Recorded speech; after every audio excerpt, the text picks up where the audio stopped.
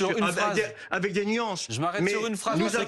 Nous avons obtenu, Madame Aubry, une victoire pour les Français. Vous n'y avez contribué en rien. Monsieur Caner, moi, vous savez, je me bats pour des convictions politiques. Je vais faire vous de la battez politique. Pour Monsieur Mélenchon. Non, je veux pas être la bouée de secours du macronisme, Monsieur Caner. Eh bien, nous non plus, nous sommes dans l'opposition et nous avons obtenu des choses. Donc, Monsieur Caner, pour aller dans le détail, vous ne servez à rien. On s'est battu pendant des mois. On a eu plus de 3 millions de personnes qui se sont battues dans la rue. Pour nous y étions aussi. Parlez calmement, Monsieur Caner. Non, nous y étions aussi.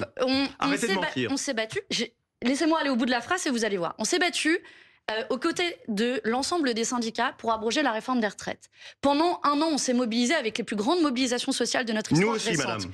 Pour abroger la retraite à 64 ans. Et 2 ans plus tard, vous allez dire à tous ces gens qui sont mobilisés que vous n'aurez pas l'abrogation de la retraite à 64 ans, mais vous aurez pour 800 000 personnes le fait de pouvoir partir à 62 ans et 9 mois pendant que 18 millions de retraités vont voir leur niveau de pension de retraite baisser. Vous avez vu la ce sondage sociale. Manon Aubry, 67% des Français sont favorables à une suspension des retraites. C'est bien la preuve qu'ils y voient aussi une victoire. Combien de Français, sont favorables à l'abrogation de la réforme des retraites? C'est plus de 80% des Français. Il y a d'ailleurs une majorité à l'Assemblée nationale pour l'abrogation de la réforme des retraites. Et vous savez, comme moi, qu'on ne pourra pas la toucher. Et si d'aventure il devait y avoir une réforme, vous avez vu tous les macronistes se précipiter. C'est en réalité un boulevard pour la retraite par capitalisation. Et je terminerai par vous poser une question, Monsieur Caner.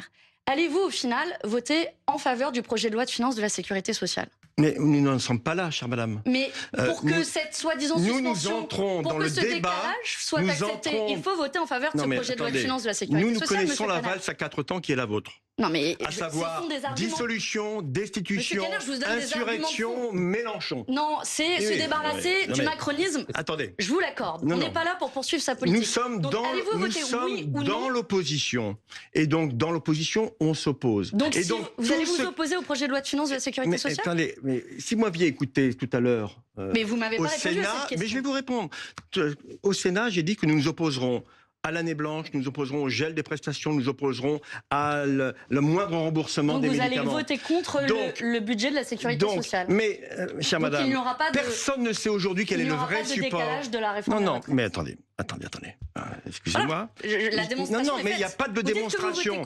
Moi, je dis, le Premier ministre est engagé à la suspension immédiate et totale de la retraite. Et donc, nous le jugerons sur les actes. Arrêtez de laisser penser aux Français que ce que nous avons négocié et pour lequel vous n'êtes pour rien, parce que vous n'avez rien fait, ne sera pas utile pour ces Français. Mais derrière, Manon Aubry, derrière...